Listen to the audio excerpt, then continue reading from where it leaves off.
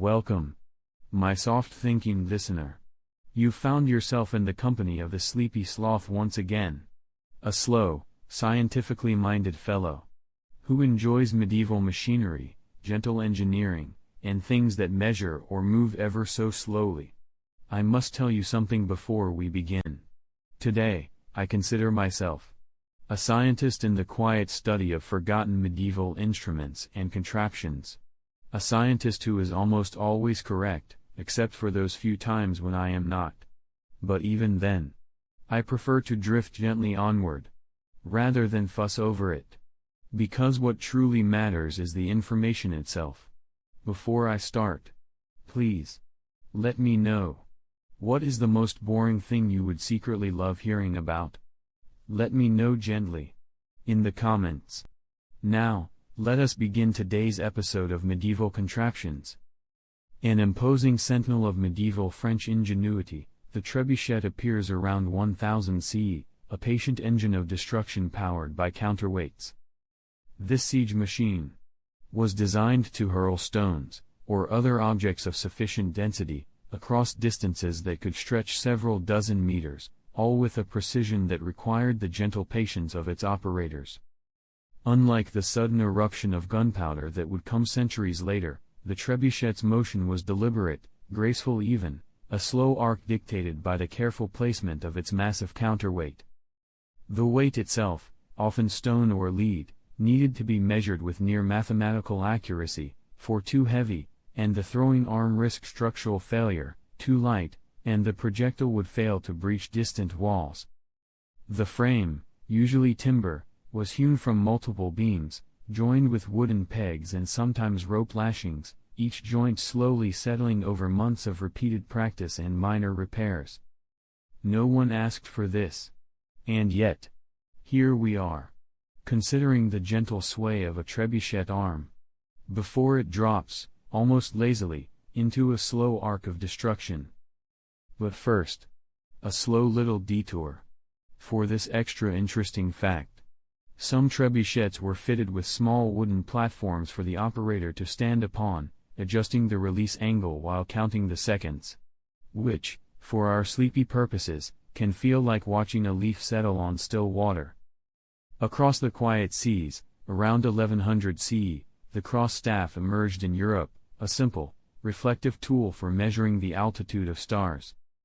This simple device, often a slender rod of wood with a sliding perpendicular piece, required careful, deliberate placement along the line of sight toward the heavens. Unlike modern tools that beep or instantly calculate, the cross staff demanded patience. The navigator would slide the perpendicular crosspiece along the main staff until the tip lined up with the celestial body and the horizon, then read the measurement painstakingly against engraved scales. Minute misalignments could lead to several leagues' worth of error, yet the slow ritual itself became a form of meditation, a gentle counting of degrees and fractions thereof. The wood, sometimes polished but more often left natural, absorbed the touch of the navigator's fingers over months, gaining tiny grooves and impressions that could only be observed under careful, quiet attention. You may not care. And that is completely fine. But consider, just for a moment, the patient motion of sliding the crosspiece along its staff, and how it mirrors the gentle passage of clouds across a soft sky. In Mesopotamia, 1206 CE, Al-Jazari unveiled his elephant clock, an elaborate marvel of water-driven precision and automata. This elaborate, water-driven contraption combined not only the gentle passage of time but automata, miniature figures, and the slow rhythm of hydraulic mechanics. Imagine a brass and wood elephant, inside which water would drip into carefully calibrated containers, lifting floats that would then trigger moving figures, a humanoid, a bird, perhaps even a humanoid musician. Each movement was slow, precise, and beautifully mechanical, the kind of motion that invites endless observation without expectation. Time itself, in Al-Jazari's world, was almost a pet, coaxed into predictable routines with a patient, watchful hand. Forgotten for centuries, its mechanisms were only rediscovered and appreciated in modern times, reminding us that even the most complex machines may go quietly unnoticed. And yet, they continue, in their own slow, dignified manner. But first, a slow little detour. For this extra interesting fact. The clock also incorporated symbols from multiple cultures, subtly combining Indian, Persian, and Greek timing systems. A gentle reminder that even in tedious engineering, there may be whispers of human connection and careful observation. By mid-13th century China, the hand cannon quietly entered military life, a small, combustible firearm with humble beginnings. The hand cannon was little more than a metal tube, sometimes iron, sometimes bronze, attached to a wooden shaft, designed to direct a small explosion of gunpowder at a target. Ever so carefully. Its projectiles, often just spherical lumps of iron, were not accurate, not fast, and certainly not exciting. And that is perfectly fine. The operator needed to measure the powder carefully, tamp it down gently, and ignite it with a smoldering fuse, watching the smoke curl upwards in slow, lazy tendrils, before the projectile launched its brief, inconsequential journey. Over time, as arquebuses and other firearms advanced, the hand cannon quietly receded into obscurity, leaving only faint traces in manuscripts and illustrations. Small, patient reminders that even the most modest explosions once held the attention of careful minds. No one asked for this. And yet, here we are. Considering the gentle discipline required to fire a hand cannon without mishap. In China again, around 1300 CE, rocket arrows carried their fiery propellant along wooden shafts, a slow, carefully measured method of propulsion. These devices were remarkably straightforward, yet astonishingly patient in their operation. Each arrow needed to be packed with gunpowder in small tubes, balanced carefully along its shaft, and ignited just so, to allow a slow and steady flight toward the intended target. Some of these early rocket arrows were used in ceremonial displays, others in battle, but all required meticulous attention to detail. The powder itself had to be mixed with a precise ratio of charcoal, sulfur, and saltpeter, measured with an almost meditative hand, so that combustion proceeded neither too quickly nor too slowly. You may not care. And that is completely fine. But for those of us who enjoy minute control, watching the gentle plume of smoke trail behind a rocket arrow is surprisingly soothing. Like a slow exhale of history across the sky. By the dawn of the 15th century, scholars in the Arab world noted the camera obscura, a quietly captivating optical device projecting inverted images through tiny apertures. It was a slow, contemplative optical instrument, where light traveled through a minuscule hole, casting shapes and shadows onto a canvas or wall. The image was upside down, dim, and often difficult to focus, requiring patience and careful alignment to appreciate its subtle beauty.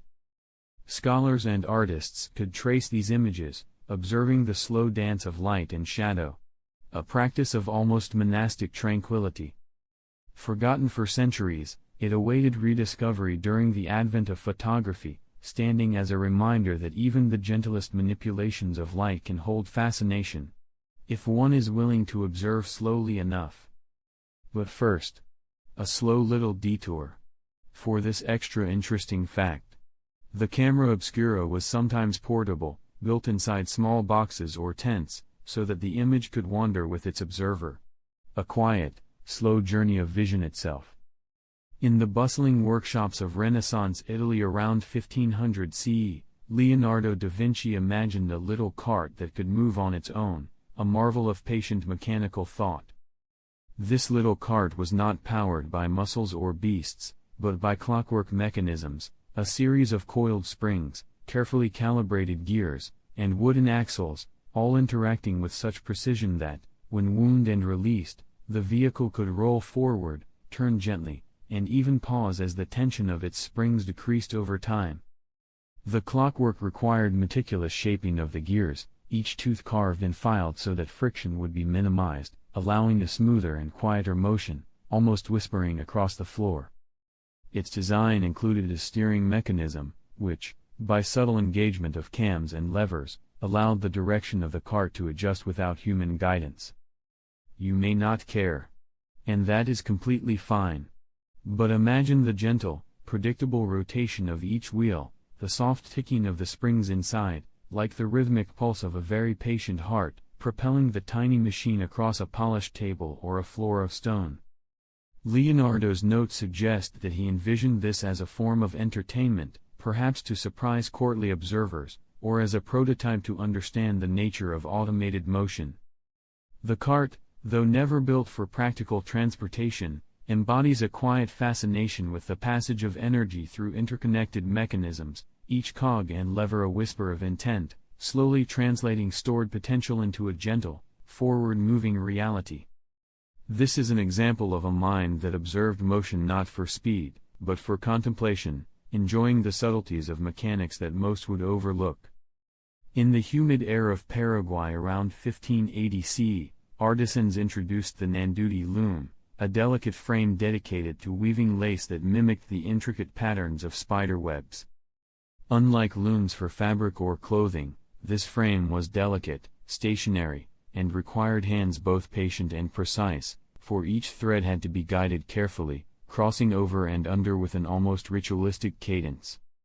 The lace itself consisted of concentric circles radiating from a central knot, often resembling tiny, perfect spider webs, and each new layer demanded attention to the subtle tension of the threads, lest the structure collapse or warp. The loom, usually made from local wood and strung with cotton or silk threads, demanded not only dexterity but also a gentle eye for symmetry, a slow observation of patterns, and a calm rhythm of weaving that could occupy hours or even days. Each step of twisting, looping, and anchoring contributed to a quiet, cumulative creation, as the web of thread expanded outward from the center. No one asked for this. And yet, here we are, considering the patient labor of Nanduti lace, where hands move slowly and a pattern repeated over and over, echoing the stillness of a forest where tiny insects trace invisible paths. The loom itself, now largely abandoned, remains a testament to cultures that valued meticulous repetition, aesthetic patience, and the hypnotic satisfaction of watching threads gradually coalesce into delicate geometry, a perfect slow meditation in fiber and form. Amid the shadowed streets of Europe around 1600 CE, the plague doctor mask emerged, a strange and deliberate attempt to filter invisible dangers through design. The mask was carefully constructed with a long, curved beak, sometimes filled with aromatic herbs, camphor, or dried flowers, intended to filter the air as it passed into the wearer's lungs. The glass eyeholes were slow to produce, often imperfect and slightly convex, bending the light in subtle ways that distorted the world, but just enough to allow careful observation of the sick from a safe distance. The coat, gloves, and hat accompanying the mask were made of thick fabric or waxed leather, covering nearly every surface, with seams sealed to reduce exposure. The design reflected a meticulous, if misguided, understanding of disease prevention, by distancing the physician from the perceived odors of illness, and by maintaining a complete covering, it offered a slow, deliberate form of protection. One might imagine the wearer moving quietly through empty streets, the soft clack of wooden shoes echoing on cobblestones, herbs fragrant in the beak, observing, recording, and stepping carefully. Though eventually forgotten with the advent of germ theory and more accurate medical understanding, the mask remains an object of fascinating, deliberate design, a slow, layered artifact of human attempts to impose order on invisible threats, where every curve, pouch, and stitch was intended to preserve life in the gentlest, most methodical way imaginable. Beneath the canals of the Netherlands around 1620 CE, Cornelis Drebbel experimented with a human-powered submersible, a quietly ambitious vessel designed to slip beneath the water's surface. This early submarine was rowed by oars that extended through watertight leather seals, allowing the vessel to glide slowly beneath the rippling surface of rivers and canals. The hull itself, constructed of wood and reinforced with iron, had to be carefully sealed, its seams treated with pitch or other natural resins to resist the subtle intrusion of water over time. Air was supplied to the crew via a series of air tubes and bellows, ensuring the faintest, most deliberate exchange of oxygen, while the rowers moved in a rhythm measured not in haste but in careful endurance. The vessel's submersion and surfacing were gradual, almost ceremonious, controlled by primitive ballast systems, wooden barrels filled with water and gradually emptied, each movement a soft negotiation with gravity and buoyancy. No one asked for this. And yet, here we consider a craft that could drift silently below the world above, observing its shadowy reflections and the gentle sway of reeds, a mechanical meditation on displacement and containment. Forgotten for centuries, Drebbel's submarine reminds us that the slow, deliberate act of invention can sometimes vanish almost entirely, leaving only faint ripples in historical memory, the soundless testimony of human curiosity moving ever so softly beneath the water's surface. In the flickering candlelight of 17th-century Germany, the magic lantern first cast its ethereal images, a quiet ancestor of cinematic storytelling. A lamp, usually fueled by oil or candlelight, produced a soft, flickering glow, which was then focused through convex lenses and a small aperture, casting a reversed, luminous image upon a nearby surface.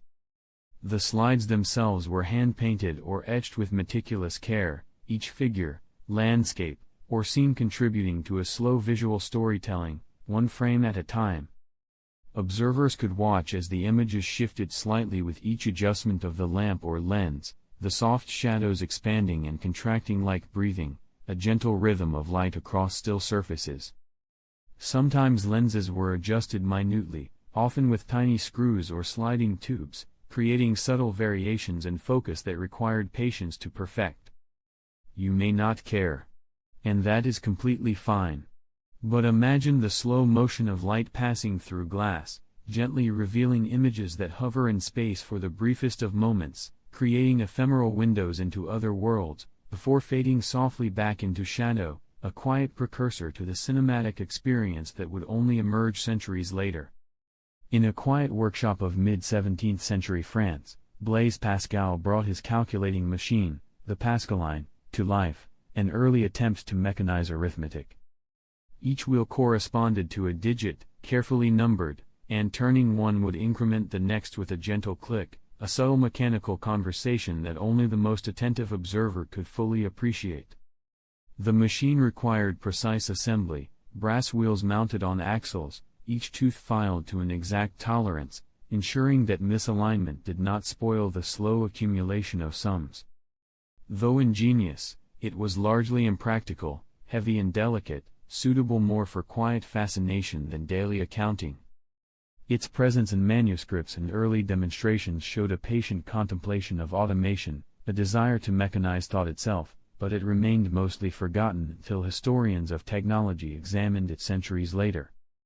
Imagine the subtle click of a wheel turning, the soft grinding of teeth against teeth, each movement translating intention into numbers, a mechanical meditation on arithmetic, quiet and deliberate, waiting to be noticed by the right, slow observer. In the forests and workshops of Austria, around 1660 CE, the Girandoni air gun quietly emerged, a marvel of high-pressure mechanics that challenged conventional firearms. Its reservoir, often a slender, polished cylinder, held air compressed to hundreds of atmospheres, released carefully through a system of valves to propel a small lead ball along the barrel. The gun required delicate maintenance, careful filling of the reservoir, and regular inspection of seals and valves, for any imperfection could render the mechanism useless or even dangerous. Unlike the sudden detonation of gunpowder, the air gun fired quietly, with a steady, almost contemplative release of stored energy, a mechanical whisper rather than an eruption. Soldiers of the era appreciated its potential, though few mastered its intricacies, and it was soon abandoned due to the demanding attention it required. You may not care. And that is perfectly acceptable. But consider the slow, patient release of pressurized air, the subtle metallic click of a valve opening, and the tiny, deliberate flight of the projectile, small, contained, and almost meditative in its operation, a fleeting moment of controlled physics, quietly hidden in the folds of history. By the turn of the 18th century in Austria, the mechanical Turk captivated audiences with the illusion of a chess-playing automaton, hiding human ingenuity inside its polished frame. This contraption, carefully constructed with panels, sliding doors, and gears, gave the impression of autonomous intelligence, moving chess pieces with deliberate, patient gestures that suggested deep calculation. The operator inside manipulated levers and cranks, translating moves into the visible motions of the figure, while the audience, peering at the polished exterior and brass fittings, often failed to suspect the secret presence within. The cabinet itself was meticulously designed to hide the human, with compartments, trapdoors, and rotating platforms, each functioning in quiet harmony, ensuring that each move appeared effortless, controlled, and almost magical. You may not care. And that is perfectly fine. But consider the slow choreography of hidden hands guiding ivory pieces across a checkered board, the quiet creak of polished wood, and the gentle clatter of captured pieces, all orchestrated to produce the illusion of mechanical thought. The fascination of the mechanical Turk lies not in its ability to play chess, which was modest by modern standards, but in the careful, patient design that concealed a human mind behind what appeared to be a machine, a deliberate dance of perception and engineering, quietly captivating curious observers over centuries, until the illusion itself became the object of historical study, a reflection on human ingenuity and the patience required to craft controlled deception in a wood and brass shell. In the damp English mines of 1710 CE, the Newcomen steam engine slowly transformed invisible vapor into the steady labor of pumping water, a deliberate experiment in harnessing natural forces. Its design included a large cylinder and piston, a beam pivoted at the center, and a carefully arranged boiler supplying steam at modest pressure. The cylinder, made of cast iron and connected to the beam via a piston rod, allowed steam to expand and condense in cycles that moved the beam up and down slowly, each stroke measured and deliberate. Valves, levers, and a chain of linkages controlled the admission and release of steam, creating a rhythmic motion, almost like a mechanical heartbeat, slow and dependable. You may not care. And that is completely acceptable.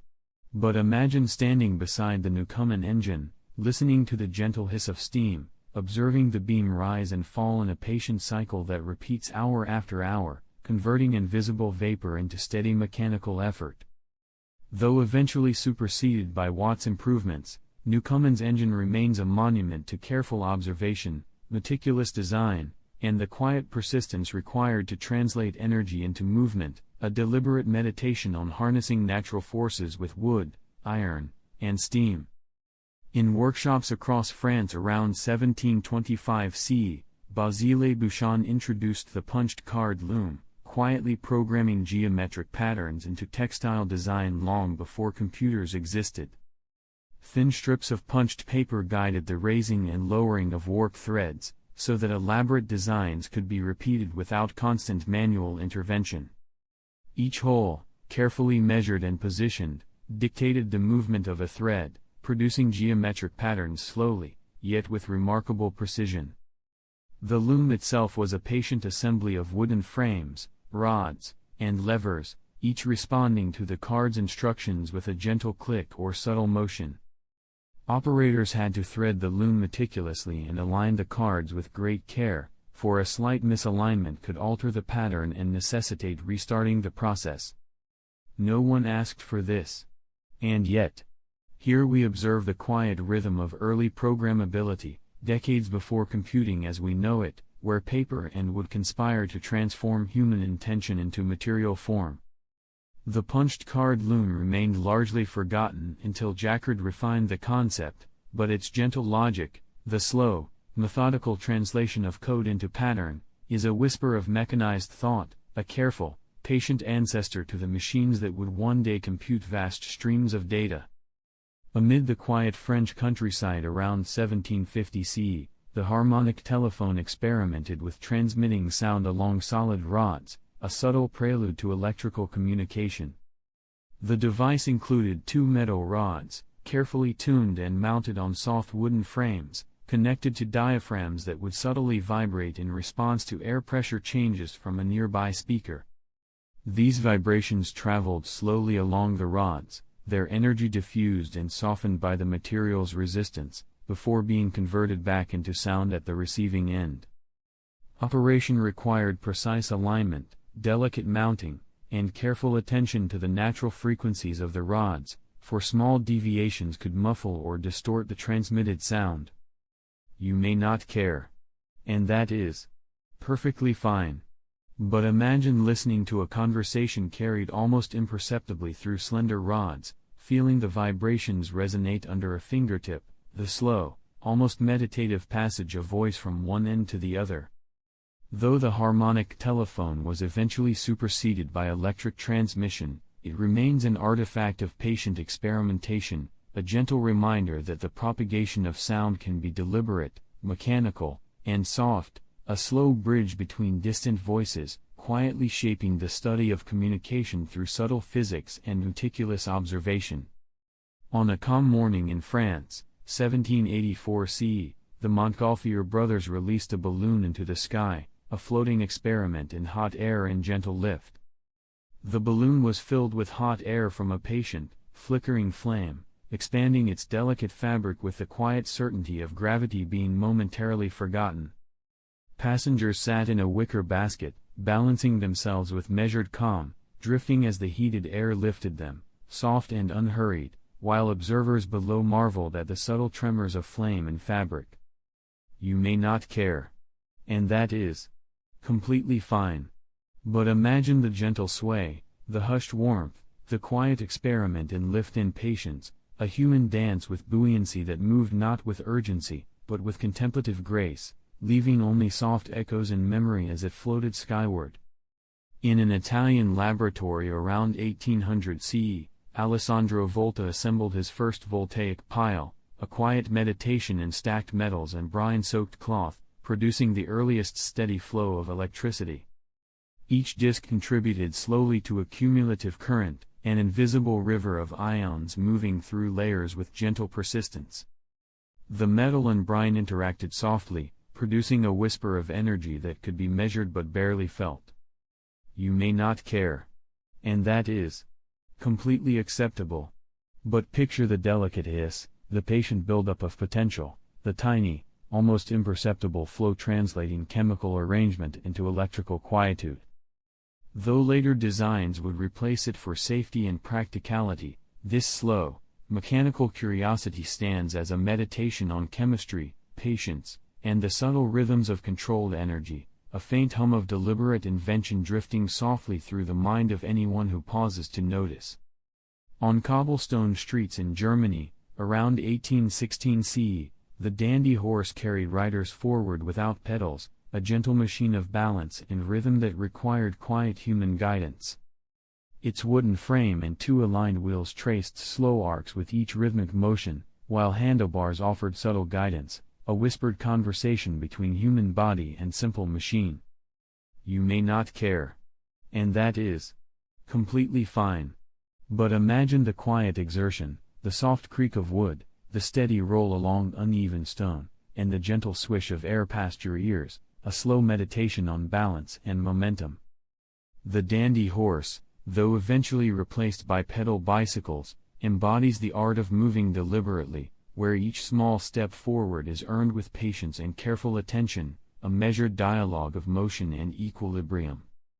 Across the misty glens of Scotland, around 1820 CE, the sympathetic telegraph trembled gently as distant messages nudged its magnetized needles, a subtle dialogue across space.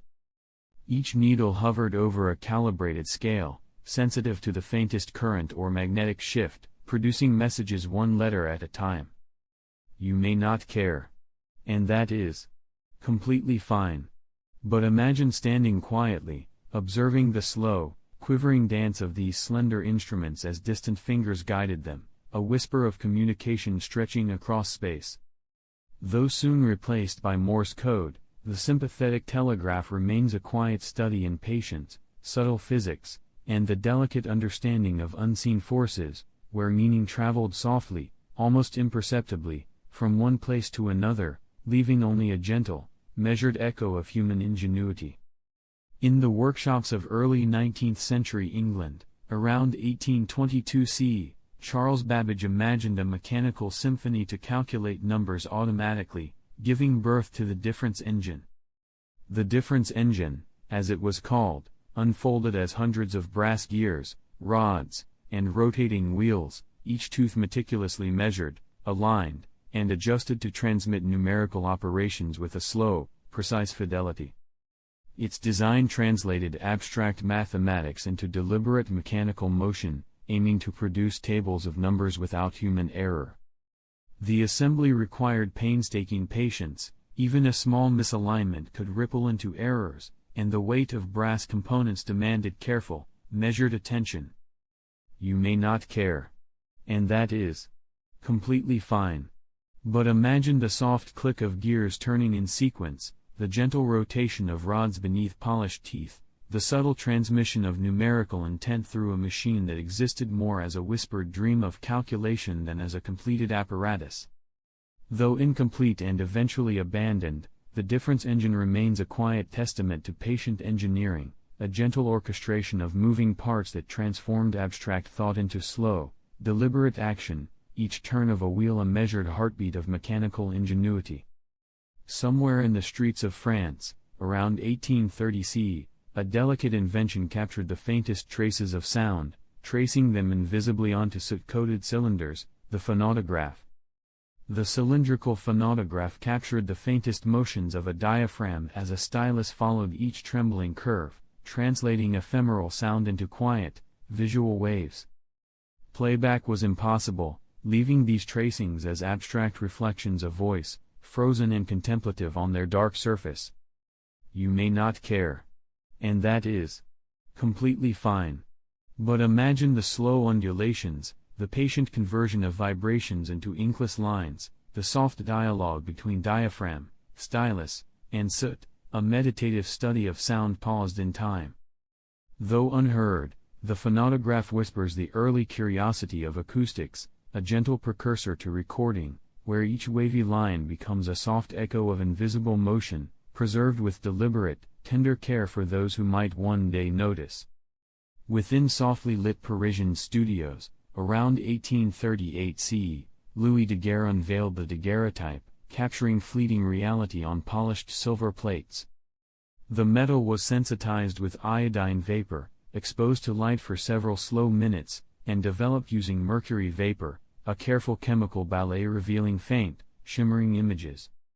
Each photograph required unwavering stillness, precise timing, and tender hands, as any movement could blur the fragile, singular image. You may not care. And that is completely fine. But picture the quiet shimmer of emerging forms, the gentle glow on polished metal, the slow unveiling of shadow into likeness, a meditative interplay of chemistry and light. Though later methods replaced it for convenience, the daguerreotype remains a soft testament to deliberate experimentation, capturing moments with reflective care, a gentle pause in time bathed in soft, silvered illumination. Through the hushed corridors of Victorian England, around 1840 CE, pneumatic tube mail slid tiny capsules on gentle currents of compressed air, moving messages with quiet precision. Each capsule glided with gentle momentum, guided by valves, pressure, and careful routing, a subtle orchestration of forces to move thought through pipe networks. Operators prepared messages with meticulous attention, ensuring each capsule fit perfectly, while airflow systems required slow, patient adjustment. You may not care. And that is completely fine. But imagine the small capsules sliding through tubes, the soft rush of air propelling them forward, the quiet rhythm of communication traveling unseen, a gentle method translating motion into correspondence. Though mostly forgotten today, pneumatic tube mail embodies deliberate patience in motion, transforming air into organized delivery, each letter moving softly, methodically, and silently along its carefully prepared course, a faint echo of human ingenuity suspended in quiet, invisible currents. Stretching across the calm valleys and rivers of mid-19th century America, around 1850 CE, the Whipple Truss Bridge rose like a lattice of iron poetry, each beam placed with slow, deliberate intent. Squire Whipple's design relied on diagonals and verticals, each member carefully placed to distribute weight with quiet precision, while rivets held their positions like tiny, patient sentinels. The iron beams, cold to touch yet warm with the thought of human care, created repeating geometric patterns that seemed to hum softly in the breeze, reflecting calm ripples below. You may not care. And that is completely fine. But imagine tracing each intersecting beam with a quiet eye, feeling the subtle transfer of force along each strut, the gentle whisper of wind across iron, the patient mathematics and craftsmanship that allowed passage without hurry. Though later replaced by steel trusses, the Whipple Bridge remains a soft, enduring testament to mid-19th century ingenuity, a slow mechanical poem in iron, spanning both space and time with deliberate serenity. Within quiet American workshops, around 1851 CE, the Colt revolving rifle appeared, a careful melding of cylinder and barrel designed to discharge bullets with measured intent. Its rotating cylinder, loaded with black powder cartridges, turned slowly with each pull of the trigger, releasing leaden bullets down rifled barrels with precision that demanded careful attention and respect. You may not care. And that is completely fine. But imagine the soft metallic click of the cylinder, the gentle alignment of chambers with barrel, the slow, deliberate motion required to avoid mishap, a patient mechanical choreography balancing ambition and danger. Though too hazardous for widespread use, the Colt revolving rifle whispers of inventive energy, each rotation of the cylinder a quiet exploration of cause, effect, and the careful harnessing of stored chemical power, moving softly through history as a measured experiment in human ingenuity. Across the sunlit plains of India, around 1860 CE, camel-powered railcars traced patient, swaying paths along iron rails, a quiet collaboration between living beasts and engineered tracks. The animals bore their loads with quiet resilience, hooves clattering softly against sleepers, each step a gentle collaboration of living motion and human design. You may not care. And that is completely fine. But picture the rhythm of the animals' breathing, the measured sway of their bodies, the subtle interplay of weight and momentum, the quiet determination of rails and wheels, all cooperating in soft, deliberate transport. Though soon replaced by engines, these camel-powered railcars remain a gentle experiment in hybrid movement, a slow, organic dialogue between creature and machine, a patient rhythm of progress preserved in memory. Beneath southern waters in the United States, around 1861 CE, the Confederate submarine Hunley moved like a silent shadow, hand-powered and deliberate in its approach. Its cylindrical iron hull, narrow and constrained, required the coordinated rowing of its crew, each stroke producing soft movement through silent depths. You may not care. And that is completely fine. But imagine the muffled push of oars, the quiet creak of rivets, the careful choreography of navigation beneath the waves, a delicate interplay of human and machine. Lost and forgotten for decades, the Hunley stands as a patient monument to early submarine design, a whisper of underwater ingenuity, where each rotation and maneuver reflected thoughtful engagement with water, pressure, and ambition, quietly resting in history until rediscovered. Across the foggy landscapes of the United Kingdom, around 1870 CE, the atmospheric railway whispered forward on currents of near vacuum, moving carriages with gentle, science-driven nudges. Hollow tubes ran between the tracks, and a piston connected to each train harnessed the difference in air pressure, creating gentle forward motion as if the wind itself were nudging the vehicle along. You may not care. And that is completely fine. But imagine the soft hiss of air escaping through valves, the subtle pull of vacuum slowly drawing the carriage forward, and the patient work of engineers and operators monitoring pressure, seals, and track alignment. Each journey demanded careful attention, for leaks and misalignments could disrupt the delicate system, halting movement in an almost imperceptible whisper. Though abandoned after practical difficulties and wear, the atmospheric railway remains a quiet monument to Victorian experimentation, a mechanical daydream in which trains floated along invisible currents, guided by subtle science, soft iron rails, and deliberate human observation, a slow, almost meditative attempt to make motion gentle and airy. Across the sunlit expanses of the United States, around 1876 CE, the heliograph reflected sunlight to carry messages, a patient ballet of mirrors and observation. Mirrors reflected beams of light in coded sequences, carefully angled to catch the eyes of distant observers who waited in silence, decoding each signal into letters and messages. You may not care. And that is completely fine. But picture the patient raising and lowering of mirrors, the subtle glint of sunlight, the slow, deliberate blink of communication stretching over hills, valleys, and open fields, each flash a tender conversation between humans and light. Eventually replaced by the invisible currents of radio waves, the heliograph remains a gentle testament to human ingenuity, a system in which messages drifted through rays of the sun, moving softly and silently across space with deliberate care, an almost poetic interplay of patience, observation, and the quiet manipulation of light. In the quiet streets of late 19th century America, around 1880 CE, early electric carriages glided softly, powered by the faint current of primitive batteries, a gentle prelude to modern vehicles. Their wheels, metal and wood, turned smoothly, while operators monitored voltage and speed, careful not to overtax the delicate energy stored within. You may not care. And that is completely fine. But imagine the almost imperceptible whir of motors, the subtle heat of current flowing through wires, the careful pacing required to move without strain, a quiet experiment in mechanical patience. Though soon overtaken by gasoline engines, these carriages remain a soft whisper of early electric ambition, a tender exploration of controlled energy, moving slowly, deliberately, and almost imperceptibly along the paths of human invention, a gentle testament to experimentation with motion and electricity. Within softly lit laboratories of Germany, around 1884 CE, the Holt's electrostatic machine produced charges with deliberate, rhythmic motion, each turn of glass discs building subtle, stored energy. Friction caused static electricity to accumulate, which could then be stored or directed in careful experiments, a patient ballet of sparks and measured potential.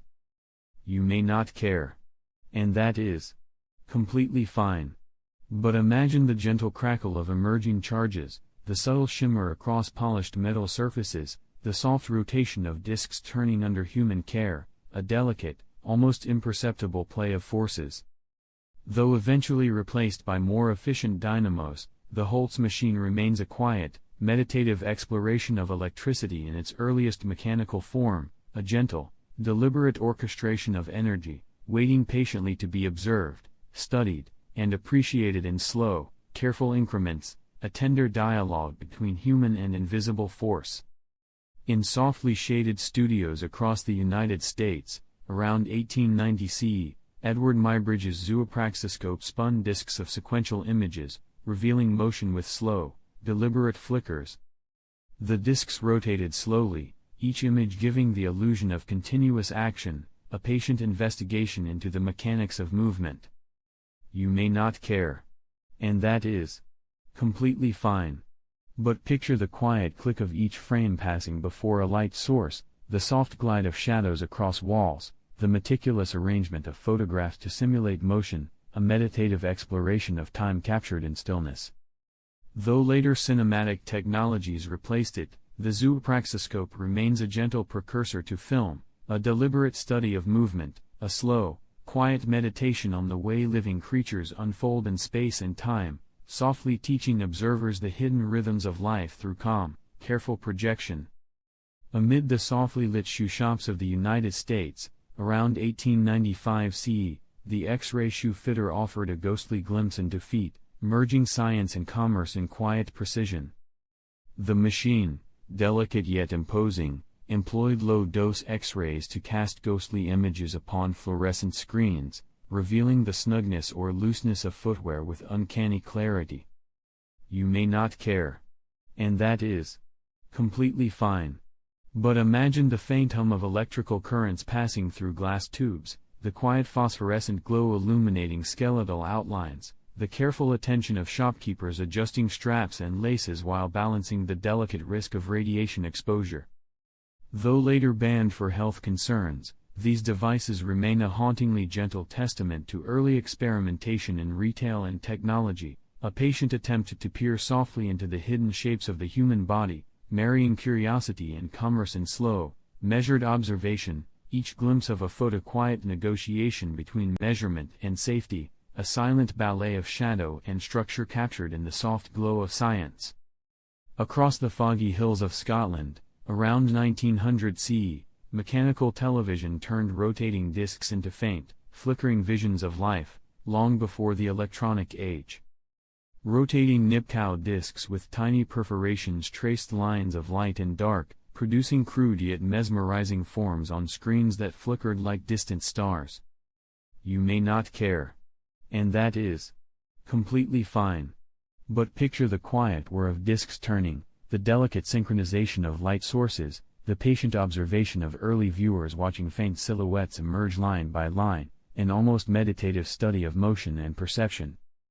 Though ultimately replaced by electronic television, the mechanical system remains a gentle whisper in the history of broadcast, a slow experiment in translating life into light, a tender exploration of human ingenuity captured through deliberate, measured rotation and soft illumination.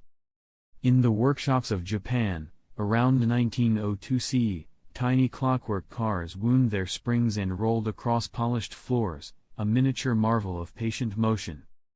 Their tin or wooden bodies reflected soft light, while gears inside engaged in precise, slow-motion interplay. You may not care. And that is completely fine. But imagine turning the winding key, feeling the gentle tension of the spring, watching each wheel rotate with measured patience, a tiny orchestration of motion hidden beneath painted surfaces, a quiet celebration of mechanics and design, reminding observers that even in play, movement can be deliberate, slow, and quietly enchanting. On the early streets of the United States, around 1910 CE, the Autopt offered the first stand-up scooter, a motorized glide requiring attention and balance. Its small engine hummed with soft, mechanical energy, pushing riders forward in a gentle, deliberate glide over pavement. You may not care. And that is completely fine. But picture the measured steps of operators mounting and dismounting, the soft vibrations of engine and wheel, the subtle choreography between human weight and machine movement, a quiet experiment in personal transportation, now mostly forgotten, yet a tender precursor to later scooters, a study in balance, motion, and patient innovation observed in slow, rhythmic glides. In laboratories across the United Kingdom, around 1920 CE, chemist Maurice Ward revealed starlight, a heat-resistant material that endured fire with quiet resilience. The material could survive fire, sparks, and intense heat without charring, a silent guardian of underlying structures. You may not care. And that is completely fine. But imagine the gentle probing of scientists, the soft glow of furnaces reflecting upon the surface, the patient testing of limits, and the careful notes taken as the material endured conditions that would destroy most others. Though its formula was lost after Ward's passing, starlight remains a quiet wonder, a meditative testament to human ingenuity, a soft, slow experiment in resilience, a delicate study of matter's response to extreme force, whispering secrets to those who imagine heat held in gentle stasis.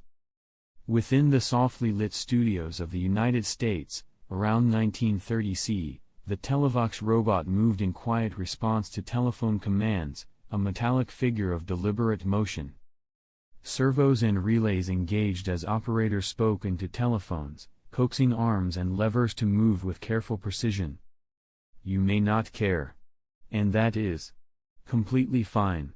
But picture the gentle click of relays, the slow rise and fall of mechanical limbs, the careful orchestration of voice, wire, and motor, an almost poetic study of control, communication, and patient engineering. Though soon forgotten, Televox remains a subtle precursor to robotics, a tender exploration of the interplay between human intention and machine execution, moving slowly, softly, and deliberately across the threshold of technological imagination. Along shadowed streets of Europe, around the 1940s, wood gasifier cars crept forward with smoky, measured hums, transforming combustion into patient, mechanical motion. Each vehicle carried a gasifier unit, where wood was carefully combusted in a low-oxygen chamber, producing flammable gases that were then gently fed into the engine. You may not care. And that is completely fine. But imagine the quiet hiss of gas traveling through pipes, the subtle, lingering aroma of burning wood, the careful attention of drivers monitoring flame, airflow, and pressure, a patient mechanical ballet transforming tree matter into motion. Though these cars eventually disappeared with the return of conventional fuel, they remain a whisper of ingenuity, a slow, meditative study of energy conversion, demonstrating how human resourcefulness can translate warmth, smoke, and combustion into gentle movement along silent streets, a quiet testament to adaptation in times of scarcity. Throughout homes in the United States, around 1950 CE, pneumatic tube systems ferried capsules of messages and coins along iron tubing, a domestic ballet of air and momentum. The capsules were propelled by carefully regulated air pressure, gliding with subtle momentum, guided by valves, junctions, and compressors that required patient attention. You may not care. And that is completely fine. But imagine the soft rush of air moving the capsules along their paths, the delicate clink as they reached destinations, the quiet orchestration of pressure and alignment, a domestic experiment in communication that transformed air currents into gentle delivery. Though mostly forgotten today, pneumatic home tubes remain a soft meditation on human desire to move objects efficiently, silently, and with measured patience, a slow interplay of mechanism, observation, and careful intention in the intimate spaces of daily life.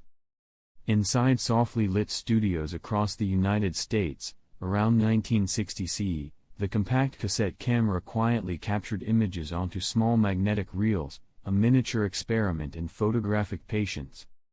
Film rolled slowly within the casing, capturing moments line by line, frame by frame, while operators carefully advanced spools, adjusted focus, and aligned exposures with deliberate care. You may not care. And that is completely fine. But picture the software of spools turning, the gentle movement of film under a lens, the patient observation of light, shadow, and composition, a quiet meditation on capturing time in a small, compact device. Though overtaken by 35mm cameras, the compact cassette camera remains a tender experiment in miniaturization, motion, and image preservation, a soft study of photography's evolution in quiet, deliberate increments. Amid experimental video labs in the United States, around 1970 CE, the LaserDisc rotated with quiet diligence, storing images and sound through optical precision, a slow interplay of light and reflection. Each rotation was meticulous, each reflection of laser a quiet dialogue between technology and observation. You may not care. And that is completely fine. But imagine the soft, invisible path of light tracing images on the disc's surface, the gentle whir of players turning discs, the patient calibration of optical sensors, a slow, meditative exploration of recorded motion and sound. Though eventually overshadowed by VHS and DVD, the LaserDisc remains a subtle whisper of optical ingenuity, a quiet experiment in storing and replaying visual and auditory experiences, a deliberate ballet of light, reflection, and patient engineering. Within softly humming laboratories of Japan, around 1980 CE, Sony's Betamax tapes unspooled slowly, carrying moving images and sound with deliberate fidelity, a patient precursor to home video. The reels turned slowly, carrying tape across heads that read and wrote data with precise alignment, while operators adjusted tracking and playback speed with patient care. You may not care. And that is completely fine. But picture the quiet whir of tape moving steadily, the gentle magnetic patterns forming in silent, deliberate order, the patient orchestration of electronics and mechanical movement, a soft study of time captured on reels. Though eventually lost to VHS, Betamax remains a tender meditation on early home video, a slow experiment in recording, replaying, and preserving moments, a quiet dialogue between human intention and mechanical fidelity, unfolding patiently in a world of magnetic memory. Within the softly lit offices and homes of the United States, around 1990 CE, the Apple Newton attempted to bridge human handwriting and digital memory, a delicate precursor to modern personal assistants. Its small screen and stylus worked in delicate concert, translating loops, curves, and tiny marks into text, a patient dance between human intention and nascent artificial intelligence. You may not care. And that is completely fine. But imagine the soft glide of a stylus across a touchscreen, the gentle hesitation of recognition algorithms interpreting each stroke, the quiet blinking of icons awaiting input, a slow meditation on communication and organization captured in plastic and circuitry. Though eventually overshadowed by modern smartphones, the Newton remains a whisper of digital imagination, a tender precursor exploring the subtle dialogue between human thought and electronic memory, each letter a deliberate attempt to bridge mind and machine in soft, thoughtful increments. Within the bustling technology labs of the United States, around 1992 CE, the IBM Simon appeared, the first device to combine telephony with personal digital assistant functions, an early smartphone attempting to fold multiple communications into a single handheld frame. Buttons, screens, and stylus interactions moved slowly in delicate interplay, as operators navigated menus and input systems with patient care. You may not care. And that is completely fine. But picture the gentle tap of fingers on a resistive screen, the quiet whir of internal processors translating touch into action, the patient choreography of data flowing from human hand to electronic thought, a meditative exploration of connectivity and convenience, quietly anticipating the devices we hold today.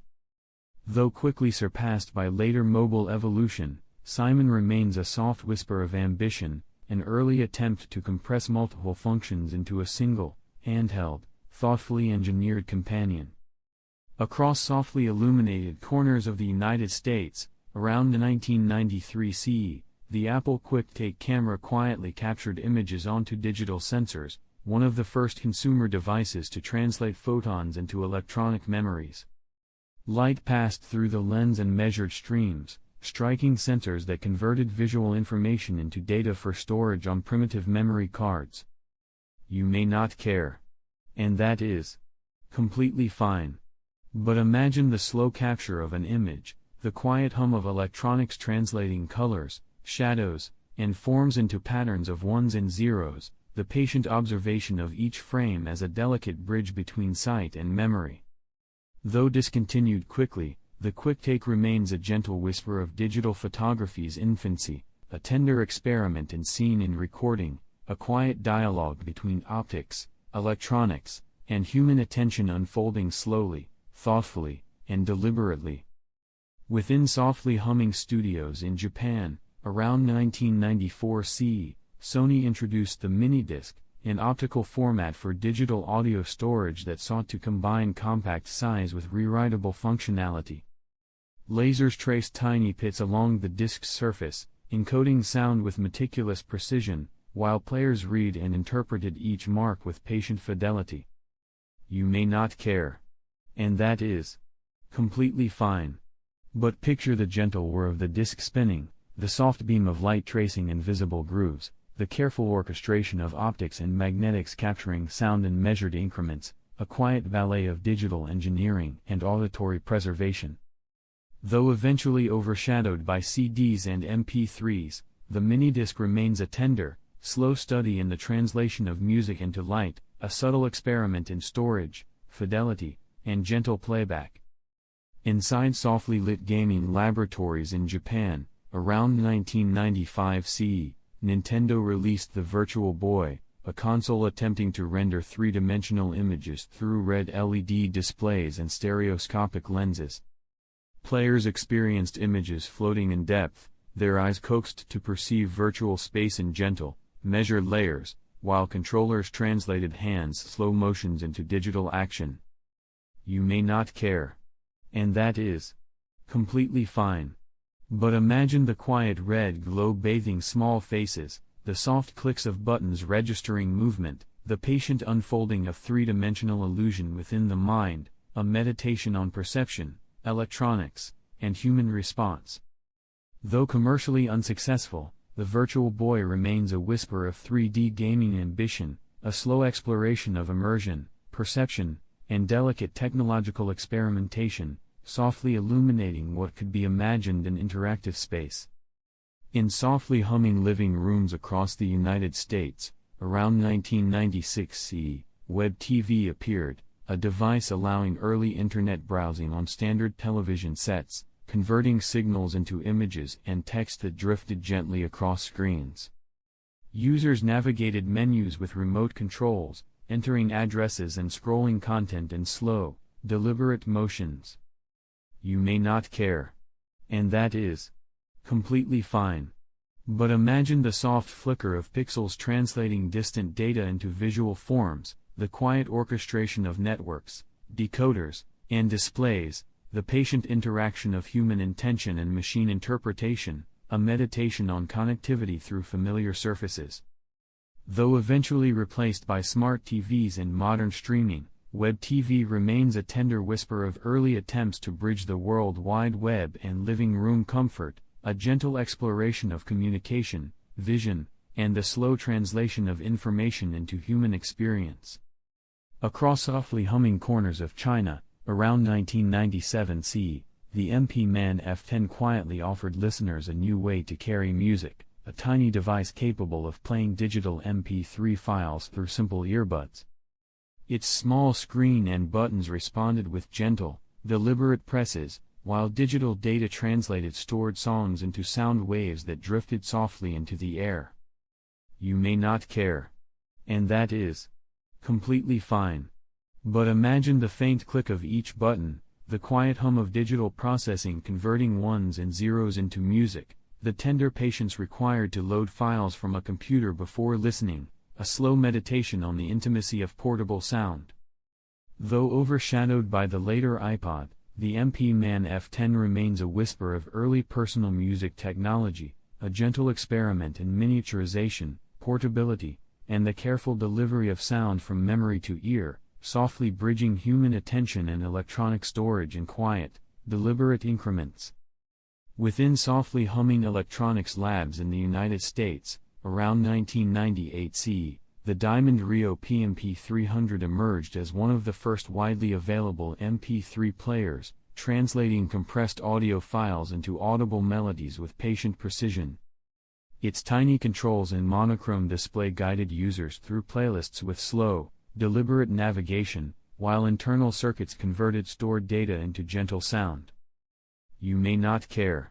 And that is completely fine. But picture the software of electronics reading digital files, the faint vibration of speakers sending music into a room, the quiet translation of encoded information into familiar songs, a meditative dialogue between human desire for music and machine fidelity. Though it faced legal challenges from the music industry and was soon eclipsed, the Rio PMP300 remains a tender echo of early digital audio innovation, a slow, thoughtful exploration of personal listening, memory storage, and the delicate orchestration of tiny electronic components translating silent data into sound. In softly lit American homes around 1999 CE, the Nuon DVD player attempted to combine film viewing and interactive gaming in a single, quiet device, spinning discs slowly to project images and read game data with patient precision. Each disc rotated with gentle momentum, lasers tracing encoded bits to translate light into images and sound. You may not care. And that is completely fine. But imagine the software of the spinning disc, the quiet beam of laser reading patterns, the slow rendering of visuals and interactive data on a screen, a tender experiment in blending multimedia with patient technical orchestration.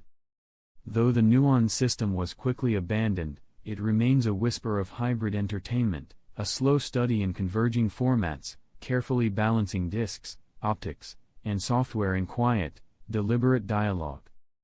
Moving on to the softly illuminated rooms of Japan, around 2000 CE, the Sega Dreamcast's Visual Memory Unit, or VMU, carried memory cards with tiny screens capable of displaying simple graphics, scores, and animations while players engaged with the console. The small LCD displayed content slowly, requiring patient attention to navigate menus and mini-games stored within. You may not care. And that is completely fine. But picture the soft flicker of pixels, the gentle click of buttons, the careful orchestration of data flowing from console to card, a miniature meditation on digital storage and playful interaction. Though the VMU faded into obscurity with the Dreamcast's commercial failure, it remains a delicate whisper of early handheld integration, a slow exploration of memory, display, and human interaction with small electronic companions. Within softly humming computing rooms in the United States, around 2001 CE, the IBM DeskStar 75 GXP, colloquially known as the DeskStar, quietly stored digital data on platters spinning with patient inertia. Each disk rotated at thousands of revolutions per minute, while read/write heads hovered delicately above magnetic surfaces, translating electrical signals into stored information. You may not care. And that is completely fine. But imagine the faint whir of platters spinning, the careful positioning of heads across circular tracks, the quiet interplay of mechanics and magnetism holding memory in suspended patience, a gentle meditation on the complexity of storing human thought. Though remembered mostly for failures and unreliability, the DeskStar 75 GXP remains a subtle testament to early high-capacity storage design, a slow study of engineering ambition, precision, and the delicate orchestration of mechanical and magnetic forces in quiet, measured increments. Across softly glowing office spaces in the United States, around 2002 CE, the Microsoft Smart Display emerged as a tablet-like, wireless monitor capable of displaying content from desktop computers in distant locations. Its touchscreen and stylus interface responded slowly, translating gestures into commands with patient attention, while wireless connections carried pixels through invisible signals. You may not care. And that is completely fine. But picture the gentle illumination of the display, the quiet conversion of input into action, the delicate orchestration of networks, electronics, and human intention interacting in measured, thoughtful pulses. Though discontinued after limited adoption, the smart display remains a whisper of early tablet experimentation, a slow exploration of human-computer interaction, wireless communication, and the careful bridging of distant data to tactile, visible surfaces. Within the quiet corners of Finland, around 2003 CE, the Nokia N-Gage quietly attempted to merge a mobile phone with a handheld gaming console, producing a shape both curious and awkward, inviting careful handling rather than hurried use. Its small screen and buttons required patient attention to switch between calls and games, while circuits translated tiny presses into sound, light, and digital activity. You may not care.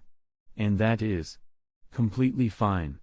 But imagine the gentle tap of keys under fingertips, the faint glow of the screen responding to intent, and the quiet negotiation between two functions, communication and entertainment, existing in one device.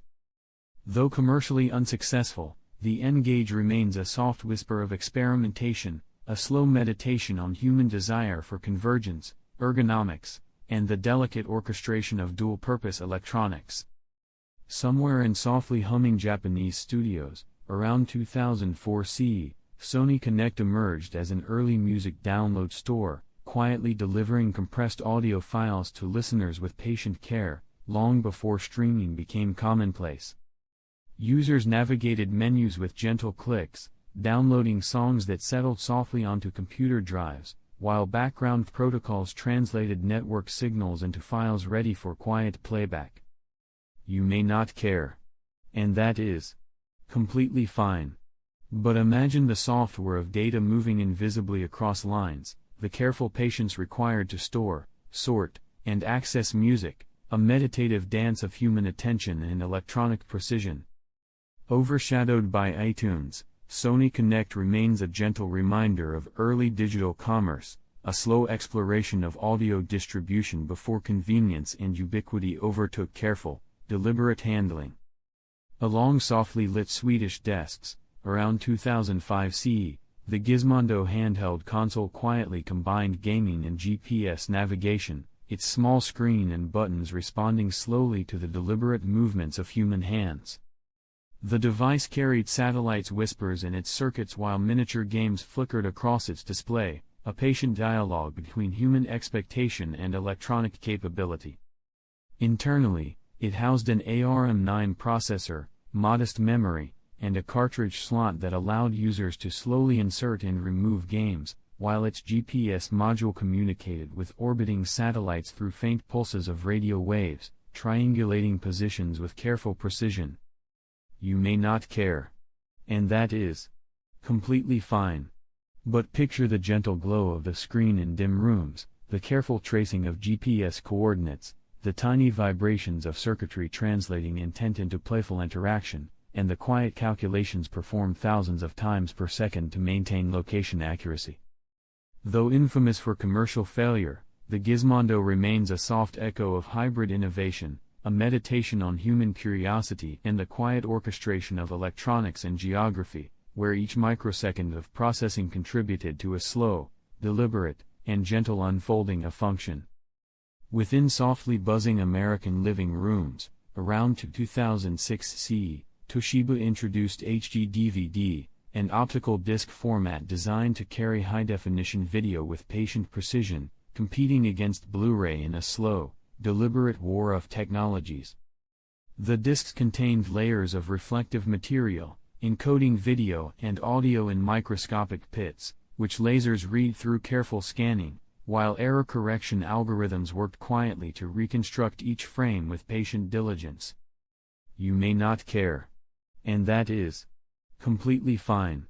But imagine the soft rotation of discs, the quiet hum of drives, the subtle diffraction of laser light, and the delicate decoding of binary information into moving images and sound, a meditative experiment in optical storage and high-definition reproduction.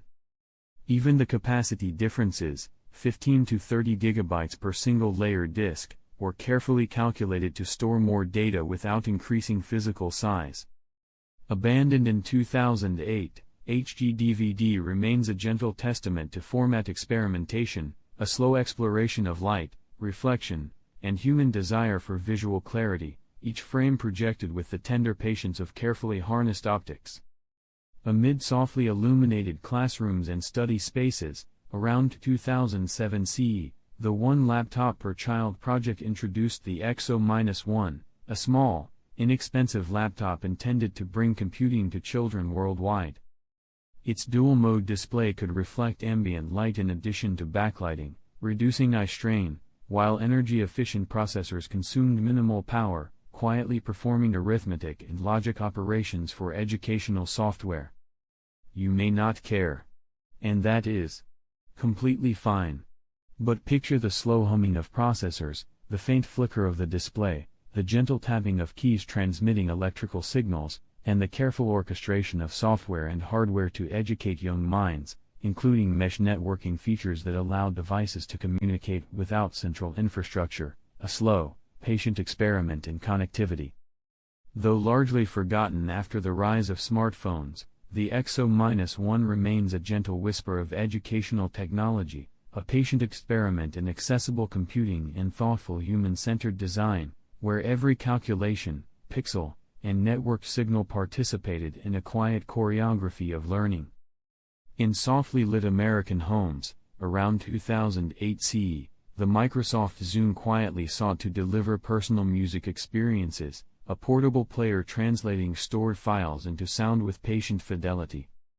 Internally, a hard drive stored gigabytes of songs, while the digital-to-analog converter and amplifier transformed binary data into carefully modulated electrical signals sent to headphones or speakers.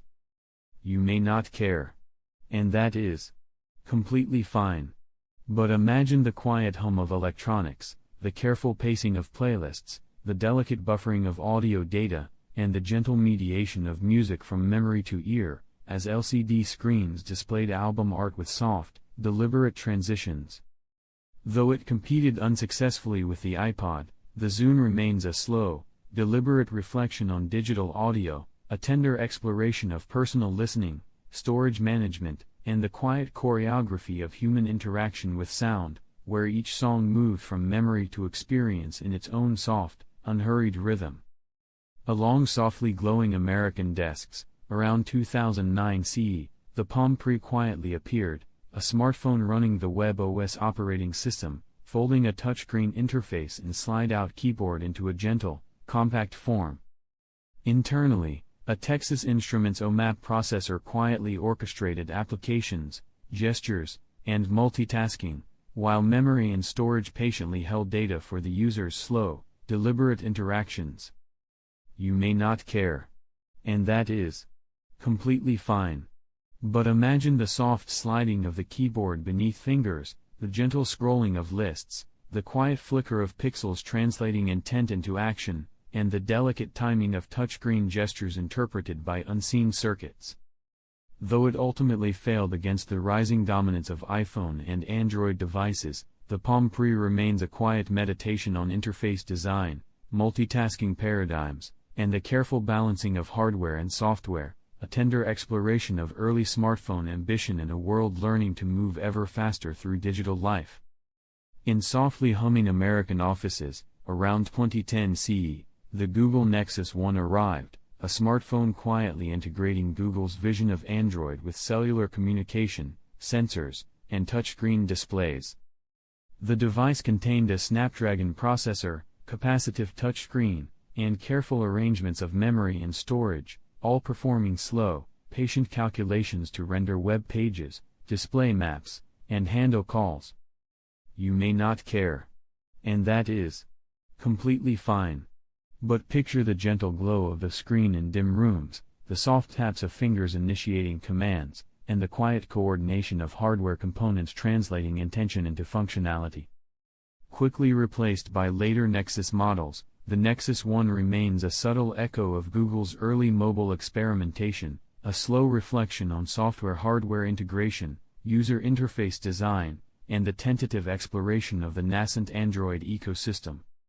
In 2011 CE, the HP touchpad quietly unfolded its 9.7-inch Web OS touchscreen, offering applications, web browsing, and media playback with deliberate precision. A dual-core processor and memory quietly managed simultaneous tasks, while the capacitive display translated gentle gestures into slow, considered responses. You may not care. And that is completely fine. But imagine the soft illumination of the screen, the patient flicker of web pages loading, the gentle tapping and swiping of fingers, and the slow orchestration of software and hardware responding to intent. Pulled from the market after just 49 days, the touchpad remains a tender, quiet testament to tablet experimentation, a patient meditation on interface, processing, and the gentle dialogue between user and machine.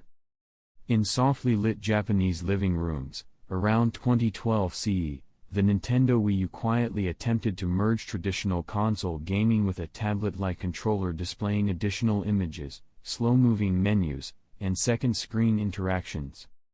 Internally, its multi-core processor, memory, and graphics hardware quietly coordinated game visuals, controller input, and network interactions with careful timing.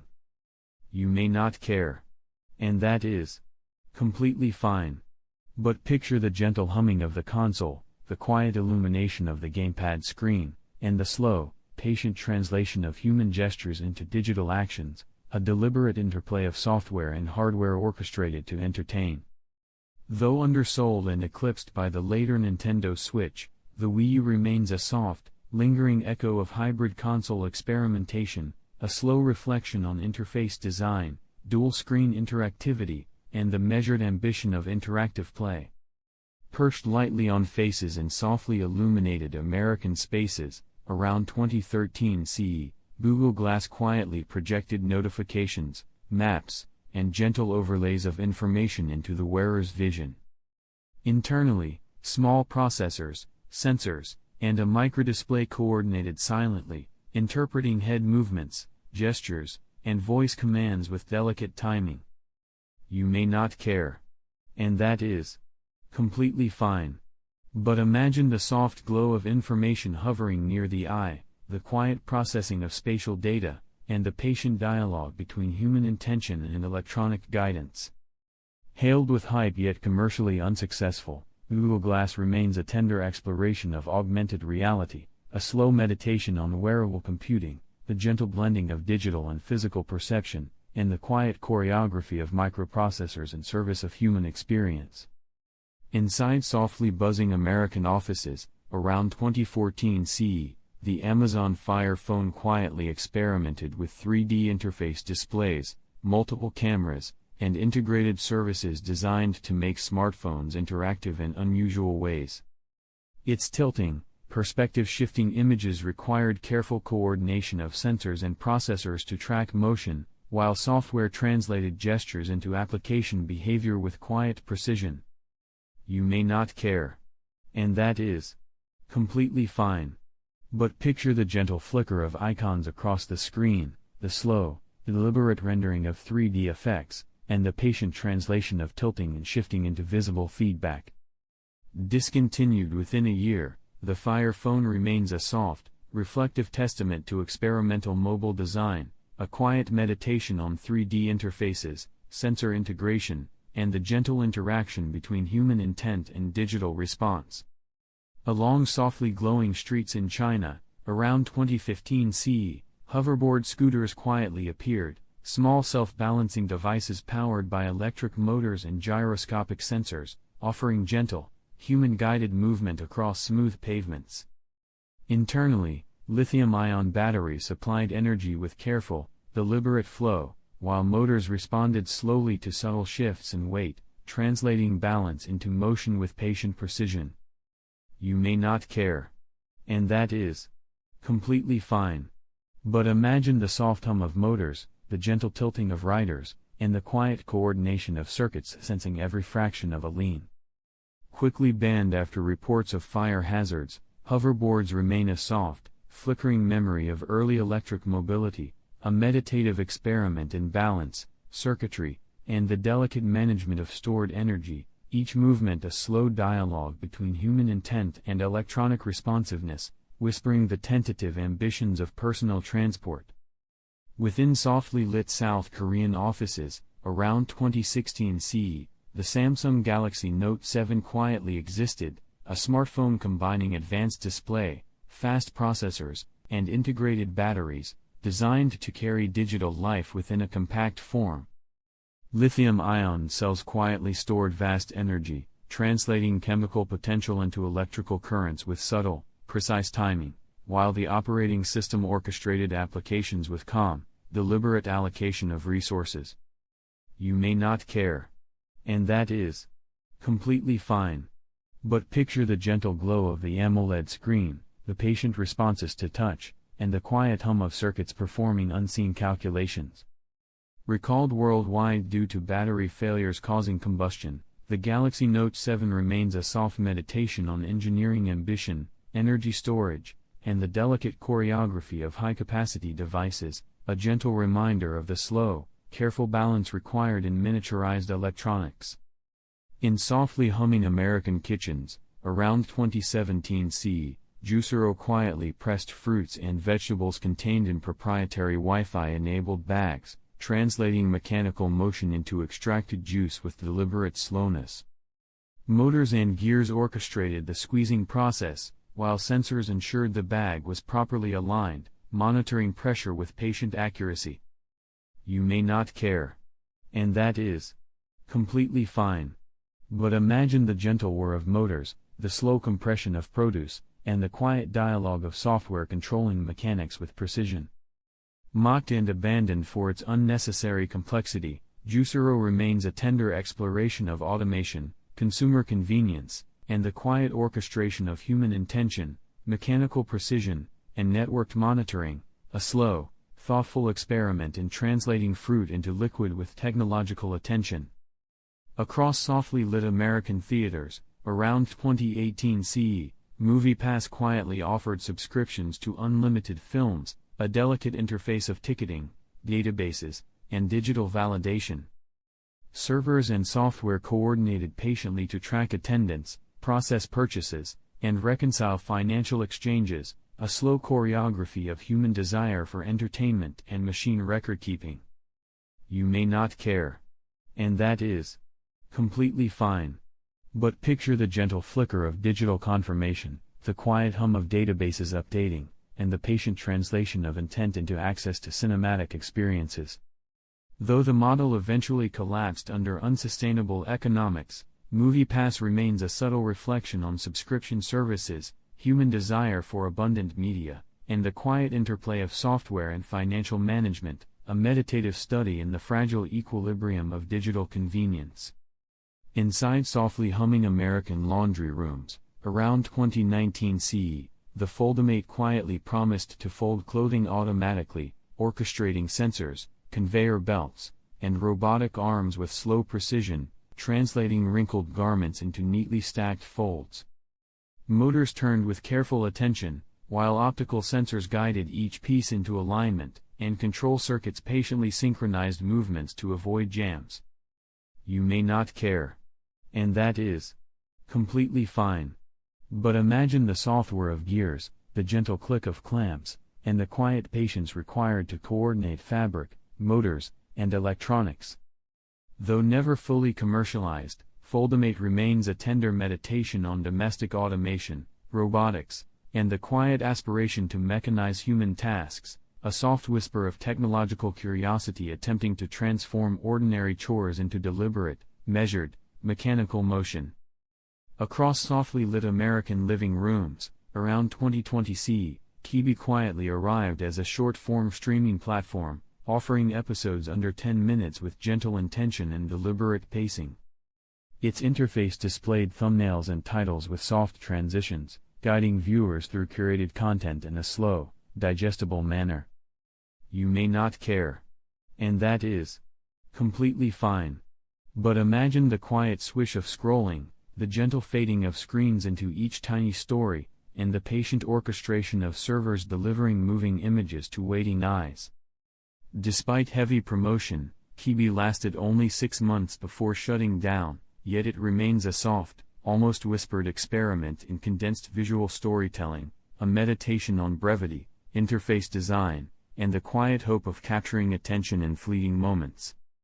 Amid softly humming German aeronautical laboratories, around 2021 CE, the Lilium jet prototype glided into the imagination as an electric air taxi, its sleek fuselage designed to lift vertically using distributed electric fans. Each rotor spun with careful precision, converting stored energy into gentle thrust, while the fuselage and control systems coordinated slowly, translating human input into patient aerial movement. You may not care. And that is completely fine. But picture the soft rotation of turbines, the quiet balance of lift across multiple fans, and the careful orchestration of aerodynamics and electronics attempting a delicate flight. Though repeatedly delayed and still unrealized commercially, Lilium Jet remains a tender exploration of electric aviation, a patient study in propulsion, lightweight design, and the careful choreography of energy and air currents. Within softly illuminated American playrooms, around 2022 CE, Amazon Glow quietly projected interactive experiences for children, blending light, touch-sensitive surfaces, and gentle digital animations into a domestic learning environment. The projector's mechanisms moved with slow, measured intention, converting digital signals into images and touch responses, translating interaction into soft feedback. You may not care. And that is completely fine. But imagine the gentle hum of the projector, the subtle glow of animated shapes, and the quiet translation of gestures into playful response. Though discontinued after poor adoption, Glow remains a soft meditation on domestic interactivity, educational technology, and the patient integration of hardware, software, and human curiosity in a child's learning environment. Across softly lit American homes, around 2023 CE, Metaportal devices quietly attempted to connect humans through smart video displays, translating remote faces and voices into patient visual and auditory signals. Cameras, microphones, and screens worked in gentle synchronization, conveying conversations with careful latency management and subtle image correction. You may not care. And that is completely fine. But imagine the soft flicker of video, the gentle hum of circuits processing data, and the quiet orchestration of human presence across distance. Though discontinued after low adoption, metaportal devices remain a tender reflection on digital communication, the slow art of mediating presence, and the patient choreography of hardware and software striving to connect humans gently across space. Amid softly buzzing American streets, around 2024 CE, the one-wheel GT quietly appeared as an electric skateboard, balancing riders atop a single wheel powered by battery-driven motors, responding delicately to lean and weight. Sensors and motors worked in patient synchrony, translating the rider's gentle shifts into forward or backward motion, while the board maintained stability with careful micro-adjustments. You may not care. And that is completely fine. But picture the soft hum of motors, the subtle tilting of the board beneath feet, and the quiet, precise translation of intention into motion. Recalled and banned in many regions due to safety concerns, the one-wheel GT remains a tender study in personal electric mobility, the patient dialogue between human balance, electronics, and mechanical engineering, whispering an almost meditative experiment in controlled movement along asphalt and concrete. In the soft glow of 2025, the tech landscape whispered of innovations that, despite their promise, faded into the quiet hum of obsolescence. Devices once heralded as the future now rest in the gentle corners of memory, their stories a testament to the delicate balance between ambition and reality.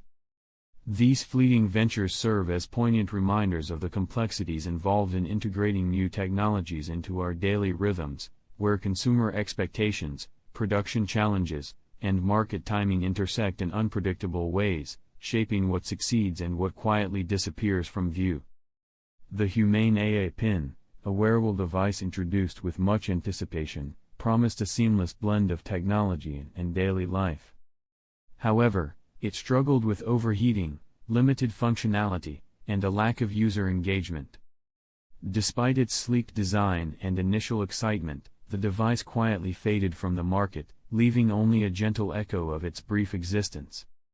By early 2025, key features like AI assistance and cloud integration were non-functional, illustrating the difficulties in creating a fully operational wearable AI device for everyday use.